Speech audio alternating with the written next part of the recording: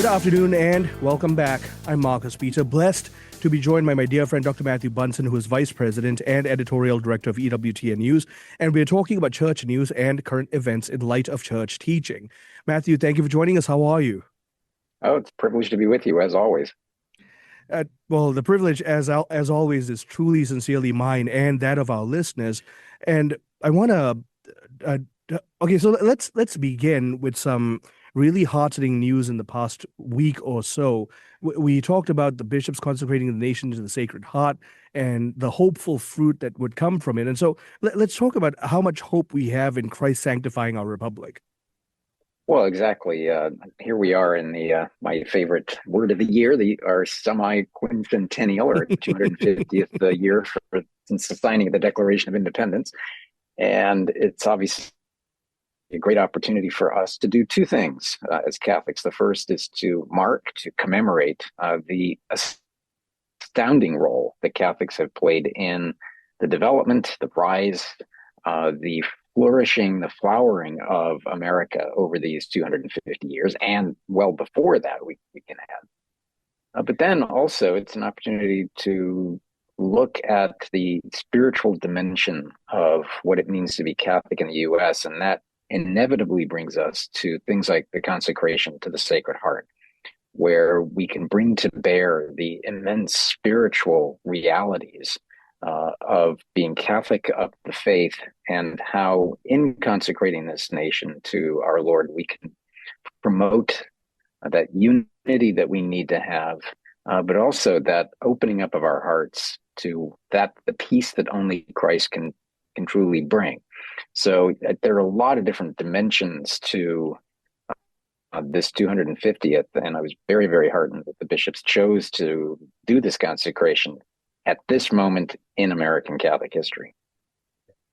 To shift gears from, firstly, that very hopeful reality to talk about some of the issues we're dealing with. So we had a commentary by Larry Chapp that made clear, based on Archbishop Vincenzo Paglia's statements, about his paradigm and intent for moral theology. I want to invite you to share with us what happened and how we ought to think about it. Yeah, what the person we're talking about is Archbishop Vincenzo Paglia, who is the former head of the Pontifical John Paul II Institute for Study on Marriage and the Family in Rome, as well as a former head of the Pontifical Academy for Life. So that itself tells you what we should have in terms of expectations for orthodoxy and actually upholding the key teachings of Pope St. John Paul II that undergirded the founding of the John Paul II Institute, as it says, for studies on marriage and family.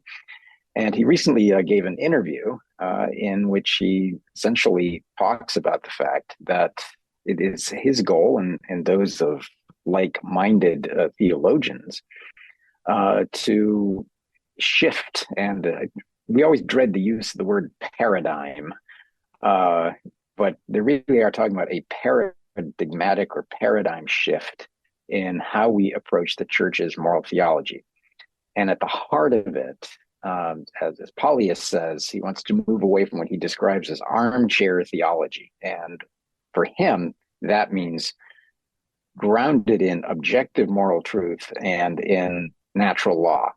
Now, those have only worked magnificently for several thousand years in terms of church teaching. But what he really wants to do is to find a way to ground moral theology in something that is more listening to the signs of the times. As he puts it, we want to create a kind of theology within history and within people's lives. So it's really something that is open to what he refers to as historical discernment of subjective and cultural experience. In other words, there are no moral norms at all, other than the whims, caprices, and trends of a particular era. So I think, and I'm not being harsh in using those phrases, because I think it opens us quite truly to what Benedict XVI warned about in terms of the winds of relativism and the damage that they can do to orthodoxy, but also the damage it can do to the authentic understanding of the human person. The I believe that one of the fears this might generate in terms of the lay faithful is how ought we to continue to think about morality as an objective truth when one hears that individuals in particular places of influence are trying to change the paradigm of how moral theology has been done. Yeah, that's exactly right. I mean, you start tearing away or destroying the great pillars of objective moral truth. And it leads ultimately to one of those great phrases that we hear in culture today of, well, there's my truth and there's your truth. Mm-hmm. And my truth, because it's mine, obviously is more important to me than yours. But I know that your truth is more important to you than mine. And we could have two entirely different visions of the human person and the sanctity of life and a host of different approaches to things. It leads to absolute moral chaos, but you can also argue very forcefully, I think, that it can lead also to the kinds of chaos that we're seeing in culture today with the destruction of the family, the threats to the dignity of the human person, to abortion, to euthanasia, to cloning, I mean, you name it. And for us as Catholics, I think we have to understand the significance of what's being proposed here. And I think that's where Larry Chapp's commentary at the Register, you can find it at ncregister.com, and the title of it is Archbishop Polya's Paradigm Shift in Moral Theology Comes into Focus. And this idea, again, of history in people's lives, that nothing is firm, everything can change.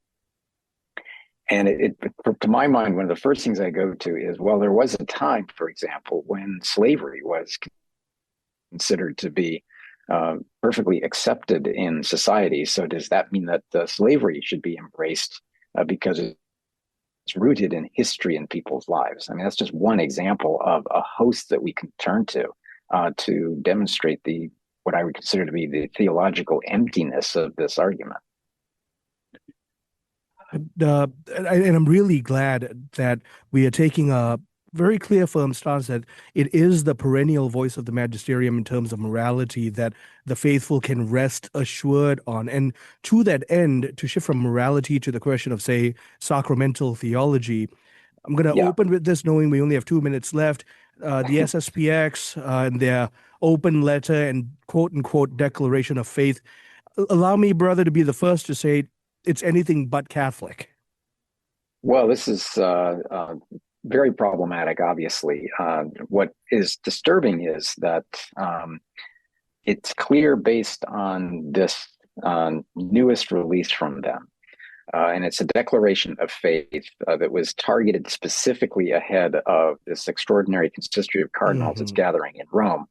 That this is, we can talk more after the break, but this is obviously a statement on their part that they have no intention of swerving away from the upcoming consecration of 4 bishops without Vatican approval, which will lead to schism and a strong likelihood of automatic excommunication for them. I mean, that was my first big takeaway from this declaration. The second thing, too, is in an overt stance of taking a very traditionalist framework, it's very clear that some of the statements were directly pugilistic against the present magisterium. We have about 20 seconds. So I'm talking with Dr. Matthew Bunson, Vice President, Editorial Director of EWTN News. He and I are talking about church news and current events in light of church teaching. And right now we're touching on this recent quote unquote open letter and declaration of faith that was sent by the SSPX to Pope Leo XIV and the College of Cardinals. This was on June the 24th, so effectively yesterday. And this is in light of what they're calling the extraordinary consistory of cardinals and episcopal consecrations, which is they're attempting to go ahead on this without papal approval, and Pope Leo wants reunification with them. Continuing on the other side, stay tuned. I'm Marcus Peter.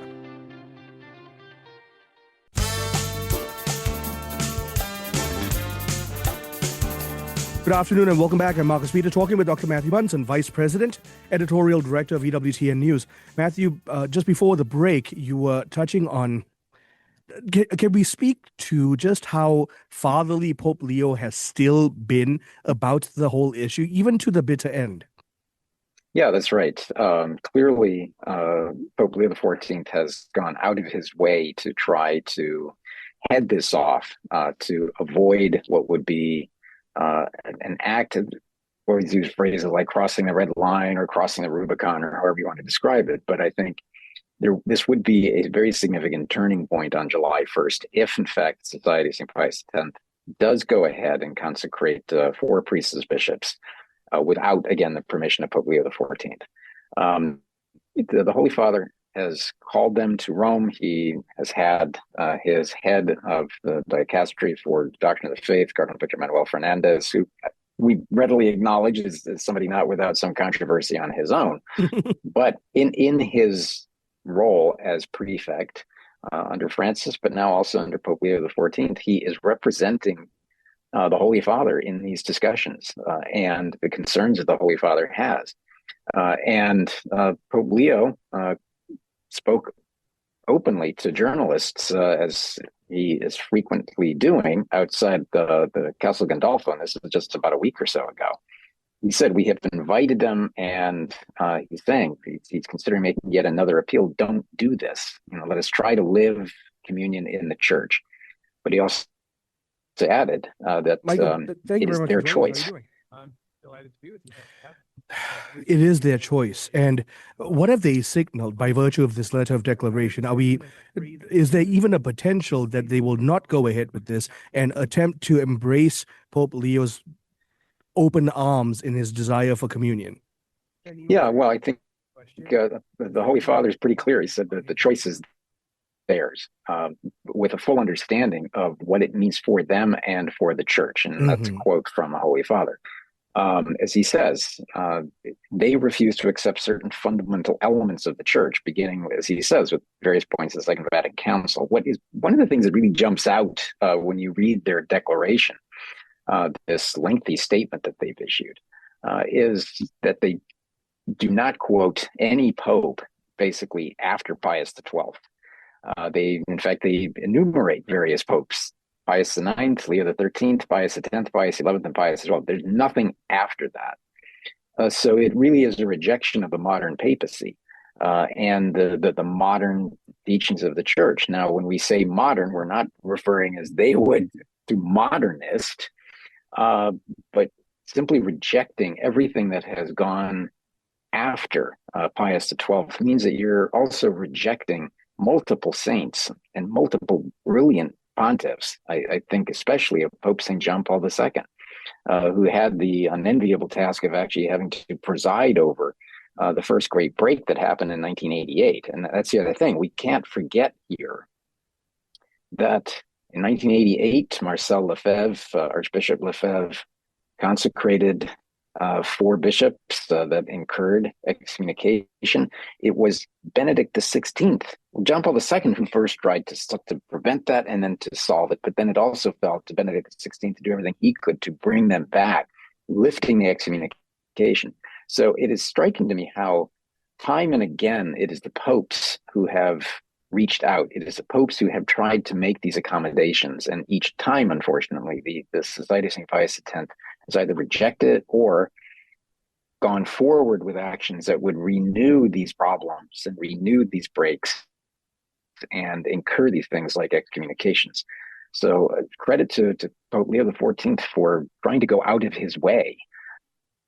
But again, based on this declaration of faith, there is very little room on the part of the SSPX for coming back into communion with the church if they continue to persist in holding these positions. I'm really glad that we're making a very clear statement so that the listeners understand and so the lay faithful understand that the Vatican, especially the magisterium of Pope Leo XIV, has been extremely clear about moving forward in a spirit of fatherly charity. And so all efforts have been rebuffed by the Society of St. Pius X. This has not been a one-sided, this has not been the story of an unjustly treated smaller party. Pope Leo XIV has been nothing but pastoral. Yeah, that's right. And I suspect that even when this happens, it will come not so much as an earthquake, because earthquakes tend to be uh, unexpected, but certainly this will be a moment of real heartbreak, of great sadness for the Holy Father, but it should be a point of great sadness for all Catholics, especially those who have a deep fondness for things like the extraordinary form, the traditional Latin Mass. Uh, but it's also an occasion for us to remember that there are places that you can go for the extraordinary form. It's not your only option to go to the SSPX. I mean, we just had the announcement, for example, in the Diocese of Arlington for Bishop Michael Burbidge that the priestly fraternity of St. Peter, for example, is expanding its activities.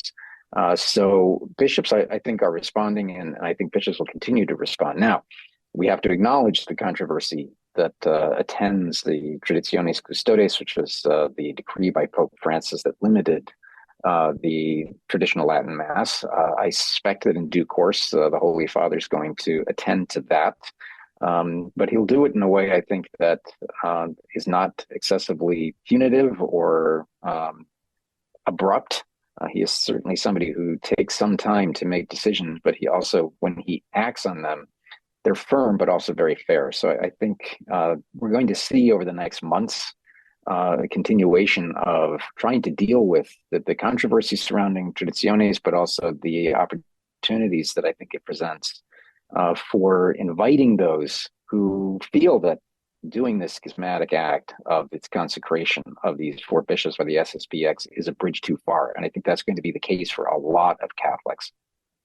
I agree with you. And so fasting and prayer for the sake of conversion on the part of those who are taking this path, it really is truly heartbreaking. Now, let's talk about something in terms of good news. How quickly did you rush to get the English translation of Benedict's homilies? I'm waiting on a copy, in fact. Can't wait for it. One of the things that I thought about for a long time was we knew that he was delivering homilies during private masses. Now, this collection that was just released historically on the 100th anniversary of the Vatican Publishing House, Libreria Editrice Vaticana, the Vatican Publishing House, the title of it is "The Lord Holds Us by the Hand," and it's what it is it's his homilies delivered during private masses, notably during his time as Pope, but then after his resignation from the papacy in 2013. And so it covers the gamut from across the liturgical calendar. And we knew that in his retirement, he would take time every day to write his homilies. And I remember thinking to myself, the first time I heard about it is, this is a treasure that we can only pray will be given to us at some point in the future. And sure enough, that's the case here. So this first book focuses on Advent, Lent, and Easter. And again, it was either given in the Apostolic Palace or after his retirement, his resignation, at the Mater Ecclesiae monastery in the Vatican Gardens. A second volume, I understand, is going to be released that will cover his homilies during ordinary time. And if you want to have some sense of what these are like, obviously buy the book. It's well worth it. But if you can't wait, take this opportunity, just go onto the Vatican website and go under the tab of Benedict XVI's homilies when he was Pope, starting in 2005. And they make for reading these are evergreen. These are going to withstand the test of time in a way that I think all of us can benefit from, simply because of the beauty of his language, the clarity of his teachings. But also, this is a man so deeply imbued with that classic term of the sensus ecclesiasticus. He understands the church, he understands the faith. So this is a really exciting opportunity for all of us to travel a bit more in the mind of Benedict XVI. Well, as you and I well know, this is precisely the kind of thing we look forward to. We're out of time in this segment. I've been talking with Dr. Matthew Bunson, Vice President and Editorial Director of EWTN News, and we've been talking about church news and current events in light of church teaching. Let's also pray for the people in Venezuela as they've encountered this earthquake. Stay tuned. I'm Marcus Peter.